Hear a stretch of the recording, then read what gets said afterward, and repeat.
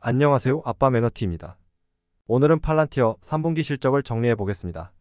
그 전에 AIP가 지금 화두가 되고 있는데 AIP에 대해서 공부한 내용도 같이 담아 보았습니다. 팔란티어 서지숙 매니저님이 빅데이터 혁신융합대학에서 말씀하신 내용을 많이 참고했습니다. 매번 구글 번역으로 정확하지 않게 해석하고 이해도 잘 안 됐는데 한국어로 설명을 들으니 참 좋았습니다. 혹시 시간 되시는 분들은 한번 보시는 것도 좋을 것 같아요. 현재 세상은 AI 열풍으로 인해 많은 분야에서 AI가 실질적으로 활용되고 있습니다. 챗GPT의 등장으로 논문, 숙제, 시험 등을 대신하기도 하고 이제 구글, 마이크로소프트는 검색에 AI를 적용하고 있으며 다양한 이미지와 노래도 창작하고 있습니다. 결국 AI는 우리 생활에 더 많은 것들을 해결해주는 역할을 하고 있죠. 그전에는 빅데이터가 이슈였는데요. 방대한 양의 데이터를 통해 인사이트를 찾는 겁니다. 그래서 많은 기업들이 데이터를 모으기 위해 시스템을 구축하게 되는데요. 하지만 문제는 회사 전체의 모든 데이터를 하나로 통합하는 시스템을 한 개로 구축하는 게 아니라 다양한 종류의 데이터를 모으는 시스템이 많아집니다. 그래서 많은 회사가 큰 돈을 주고 시스템을 구축해도 시간이 지나면 사용하지 않게 되고 처음 보는 시스템만 많아지는 경우가 비일비재합니다. 주먹구구식으로 그때그때 필요할 때마다 만들어서 그렇습니다. 제가 다니는 회사가 그렇더라고요. 빅데이터의 장점이 있지만 결국은 데이터들을 잘 연결해서 문제를 해결해줘야 존재 의미가 있겠죠.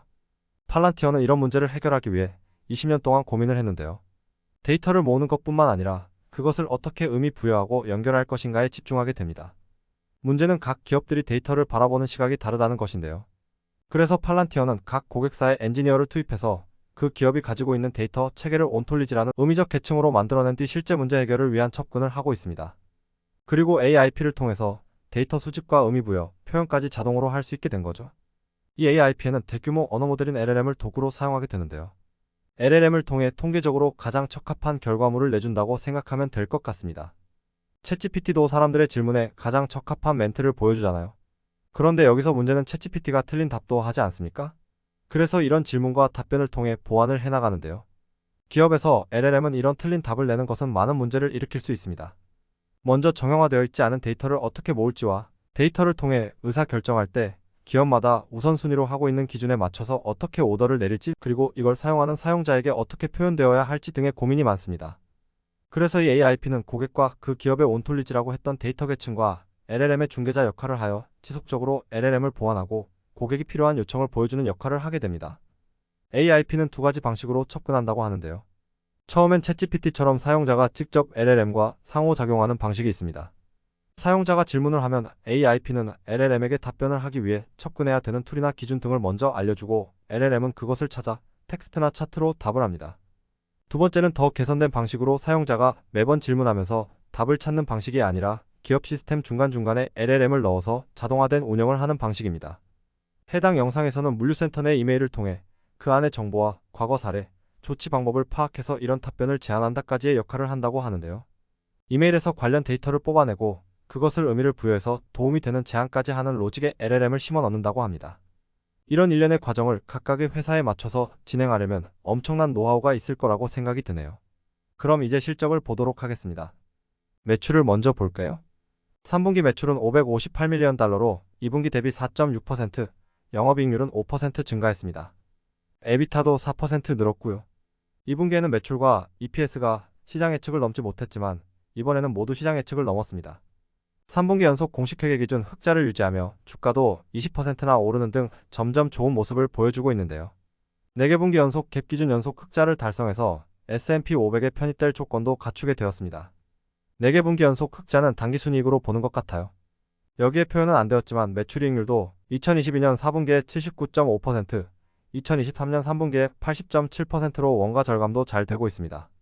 여기에 비용을 보면요. 영업 마케팅 비용은 4%, 일반 행정비는 3% 줄였고 연구개발비는 6% 늘었습니다. 매출이 늘었음에도 전체 비용은 줄어서 수익성이 더 좋아졌네요. 작년 3분기와 비교하면 영업 마케팅비는 인원 및 급여는 늘었지만 주식 보상비가 줄어들었고 연구개발비는 인원 증가 및 타사 클라우드 호스팅 서비스와 기타 IT 비용, 사무실 비용 등이 늘었다고 합니다. 그리고 일반 행정비는 주식 보상 비용 포함 전문 서비스 비용 등이 줄었다고 해요. 그동안 계속 주식 보상 비용 때문에 적자가 심했는데 계속 줄어들고 있는 상황입니다. 분야별 매출액과 공원이익률을 보겠습니다. 정부, 민간 모두 전분기보다 매출이 늘었고요.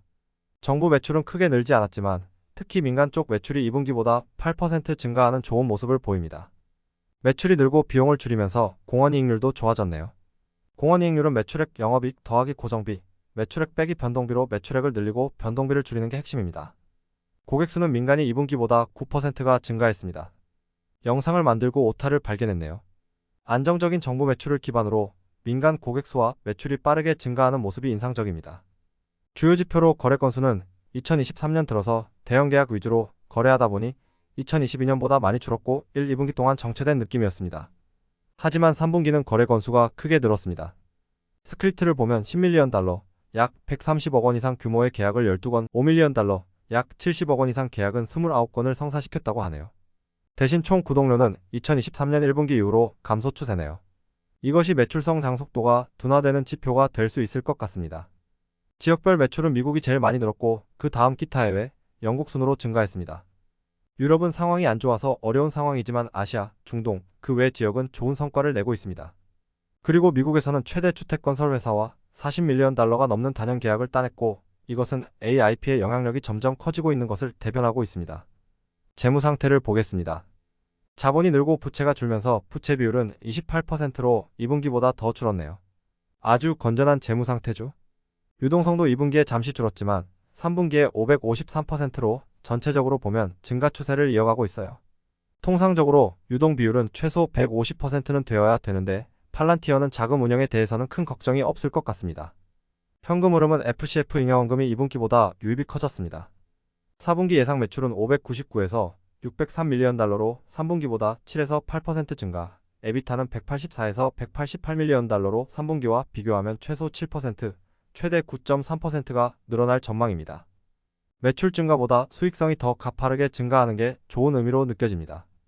2023년 연간 예상 매출은 2216에서 2220밀리언 달러로 2022년 대비 16% 정도 상승하는 걸로 예상하고 있고 에비타는 607에서 611밀리언 달러로 작년보다 37에서 38% 증가할 것으로 보고 있습니다. 이제 2023년은 공식회계 영업이익이 처음 흑자로 되는 해가 되었습니다.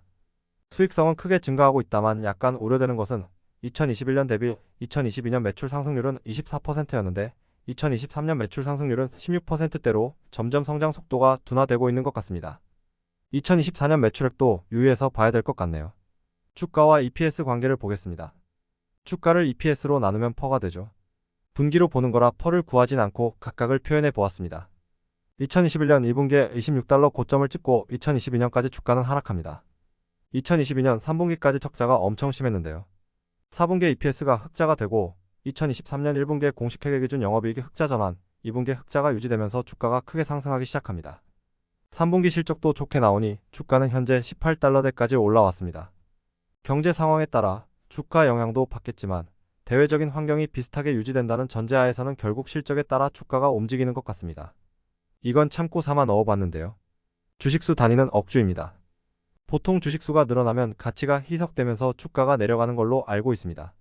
2022년 4분기까지 계속 적자의 주식수는 늘어나면서 주가가 많이 떨어졌는데요. 지금은 주식수가 늘어나도 주가가 상승하고 있으니 한창 잘 나가고 있다고 볼 수 있을 것 같습니다. ROE도 표현해봤는데요. ROE는 자기자본 대비 당기순이익을 나타냅니다.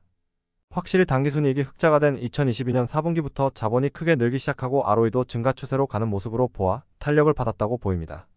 앞에서 잠깐 언급했지만 AIP의 영향력이 점점 커지고 있습니다. AIP 부트캠프에 11월 말까지 140개가 넘는 조직이 참여할 계획이라고 하는데요. 부트캠프는 해당 프로젝트를 체험 및 교육을 받는 거라고 보면 될 것 같습니다. 기존의 다른 AI 기술로는 몇 달 안에도 완료할 수 없었던 프로젝트를 단 5일 내로 고객의 데이터에 대한 워크플로우를 만들어줄 수 있어서 고객들의 계약까지 확장시키고 있습니다. 파나소닉에서는 AIP를 통해 생산성을 높이고 신규 엔지니어의 레벨업 속도를 가속화하며 이튼이라는 전력관리 솔루션 업체는 다양한 공장과 조립 패턴에 맞는 자재를 효율적으로 배치해준다고 하네요. 9월에는 정부에 제공되는 팔란티어 가버먼트 웹서비스 PGWS를 발표했는데요. 기술에 대한 내용은 정확히 모르겠지만 결국 많은 양의 복잡한 데이터를 고객의 목적에 맞게 낭비를 줄이면서 편리성을 제공한다고 봤습니다. PGWS는 정부 쪽 매출을 높이는 역할을 할 것 같네요. 3분기 실적을 보고 나니 특히 AIP 이후로 팔란티어의 영향력이 엄청나게 강해지고 있는 것 같습니다. 어떤 산업 분야든지 고객이 원하는 것을 빠르게, 효과적으로 만족시켜주는 것이 무섭네요. 많이 공부한 것은 아니지만 다른 AI, 빅데이터 기업보다 월등한 차이로 앞서 나가고 있다고 생각이 드네요. 4분기도 매출과 영업이익이 더 좋아진다는데 이런 상승세가 언제까지 이어질지 기대가 됩니다. 오늘 정리한 내용은 여기까지고요. 다음은 리비안 루시드 영상으로 찾아뵙겠습니다. 혹시 AIP와 실적에 대한 내용을 보시고 틀린 부분이 있다면 댓글로 의견 주세요. 오늘도 시청해주셔서 감사합니다.